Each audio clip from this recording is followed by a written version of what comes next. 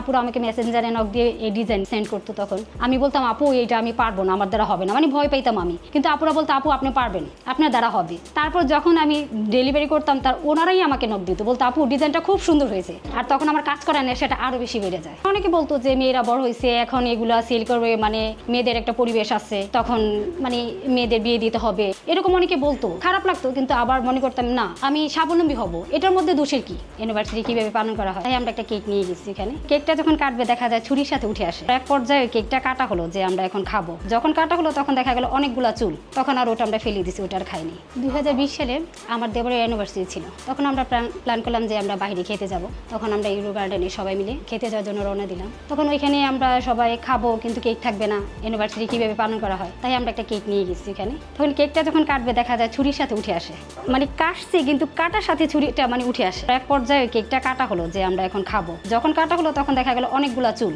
তখন আর ওটা আমরা ফেলে দিছি, ওটা আর খাইনি। সেই থেকে আমার মানে তারপর পরের দিন আমি শুয়ে শুয়ে যখন ইউটিউব দেখছিলাম তখন একটা কেক মেকিং এর ভিডিও আসে। তখন এটা দেখে মনে হয় যে আমি কেক তৈরি করতে পারবো। তখন আমার দেবর, আমার হাজবেন্ড এরা খুব মজা করতেছিল যে এর দ্বারা এটা হবে না, এটা ভেবে তারা মনে করতেছিল কেকটা অনেক কঠিন, আমার দ্বারা এটা হবে না, এটা খুব সেন্সিটিভ একটা জিনিস, সবাই এটা পারবে না, সেটা ভেবে তারা আমার সাথে অনেক মজা করতেছিল। কিন্তু আমি কেকটা অ্যাটলিস্ট বানাই। তারপর আমার মেজুমের জন্মদিন আসে। ওর জন্মদিনে আমি একটা ফার্স্ট বার্থডে কেক ডেকোরেশন করি। তখন ওই বার্থডেতে আমার বড় মেয়ের ফ্রেন্ড আসে, ওই ফ্রেন্ডের আম্মুরা আসে, ওর আম্মুরা আমারও ফ্রেন্ড। তখন ওরাই আমার কেকটা খেয়ে বলে ভালোই তো বানাস, তুই তো কেক সেল করতে পারিস।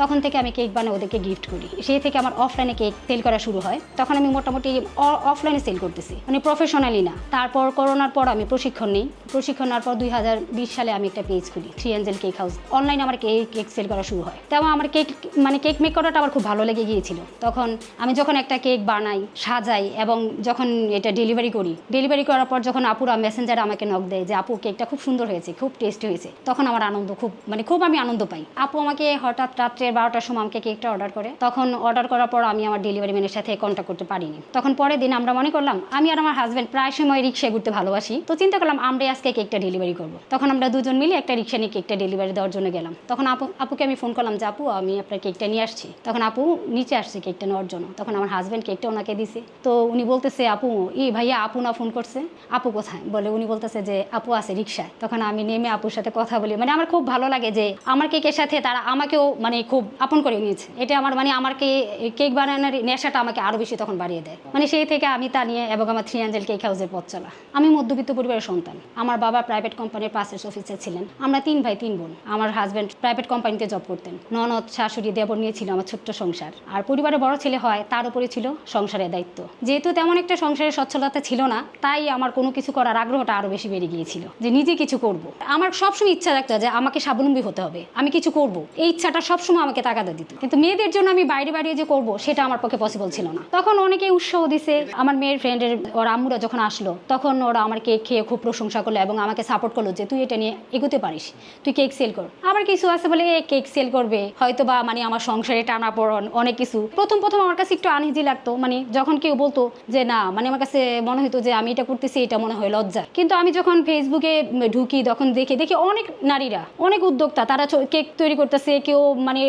দুপুরের খাবার রান্না করে দিতেছে, পিঠা করতেছে। তখন আমার আগ্রহটা আরো বেড়ে যায় যে না, ওনারা তো করতেছে, আমি কাজ করবো, এটাতে আমার লজ্জা কিসের, আর আমি নিজে স্বাবলম্বী হবো। অনেকে বলতো যে মেয়েরা বড় হয়েছে এখন এগুলা সেল করবে, মানে মেয়েদের একটা পরিবেশ আছে, তখন মানে মেয়েদের বিয়ে দিতে হবে, এরকম অনেকে বলতো। মানুষ কি বলবে, যখন বিয়ে দিব একটা অন্য ফ্যামিলি এটা কিভাবে মেনে নিবে, এগুলো অনেকে বলতো। কিন্তু খারাপ লাগতো, কিন্তু আবার মনে করতাম না, আমি স্বাবলম্বী হব, এটার মধ্যে দোষের কি? আমি যদি নিজে কিছু করতে পারি এটার মধ্যে তো দোষের কিছু নেই। এজন্য আমি ওই কথাগুলিকে সবসময় অ্যাভয়েড করতাম। আমি আমার নিজের কাজটাকে মানে চালিয়ে যাওয়ার চেষ্টা করেছি। কোনো কাজই সহজ আবার সহজ। একটা কাজ করতে গেলে প্রথম সেটা জটিলতা আসবেই, আমি পারবো না, কিন্তু যখন এটার প্রতি আমি সময় দিব, আমি করব, তখন এটা আস্তে আস্তে সহজ হয়ে যায়। আমি যখন প্রথম একটা কেক বানাই তখন একটা কেক বানাতে আমার সারাদিন চলে গেছে, আমি অসুস্থ হয়ে গেছি। কিন্তু এখন একটা কেক বানাতে আমার হয়তো 1 থেকে 1.5 ঘন্টা সময় লাগে। মানে এখন এটা কাজটা আমার কাছে সহজ হয়ে গেছে। প্রথম যতটা জটিল মনে হয়েছে, যখন আপুরা আমাকে মেসেঞ্জারে নক দিয়ে এই ডিজাইন সেন্ড করতো তখন আমি বলতাম আপু এইটা আমি পারবো না, আমার দ্বারা হবে না, মানে ভয় পাইতাম আমি। কিন্তু আপুরা বলতো আপু আপনি পারবেন, আপনার দ্বারা হবে। আর তারপরে যদি আমি বলতাম আপু করেন তো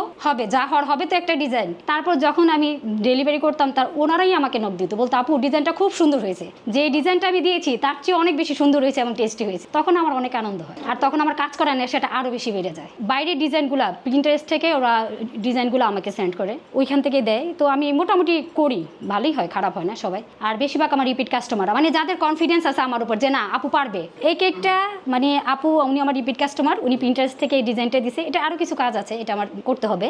এই ডিজাইনটা দিয়ে কালকে বলতেছে এটা করে দেওয়ার জন্য। আমি বলছি আপু আমি এটা পারবো না, কারণ এটার মধ্যে ফন্টেন্ট ওয়ার্ক ছিল।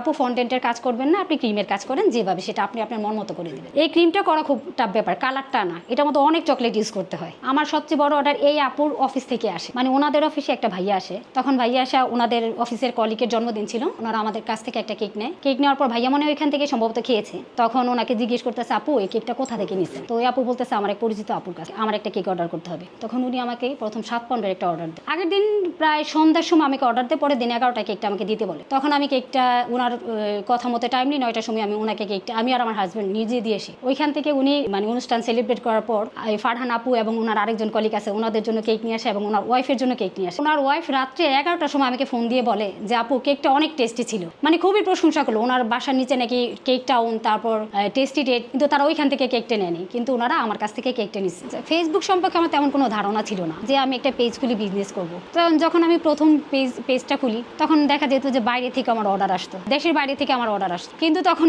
এগুলো আমি কিভাবে দিব, তখন তো আমাকে ক্যান্সেল করতে হতো। কিন্তু এখন বর্তমানে দেখা যায় বাইরে থেকে আমার অর্ডার আসে, দেখা যায় বাইরে থেকে তার ওয়াইফের জন্য অথবা কারো ভাইয়ের বার্থডের জন্য আমাকে অর্ডার করে। হ্যাঁ, এবং মানে ওনারা ওইখান থেকে আমাকে পেমেন্ট করে দেয়। এখনও বাইরে থেকে আমার অর্ডার আসে। তখন তো টেস্ট কেমন হবে, ভালো হবে কি না, এগুলো নিয়ে তাদের মানে ছিল, দ্বিধাদ্বন্দ্ব ছিল, ট্রাস্ট করতে চাইতো না আর কি। তারপর যখন একবার নিত ওনারা, তখন তারা আমার রিপিট কাস্টমার হয়ে যায়। তারপর থেকে গাবতলী একটা ওইখানে আমি কেকগুলো ডেলিভারি দেওয়ার ইচ্ছা নাই, কিন্তু ওইখানে একটা বাচ্চা আছে, ওর প্রায় 10 থেকে 12 বছর হবে।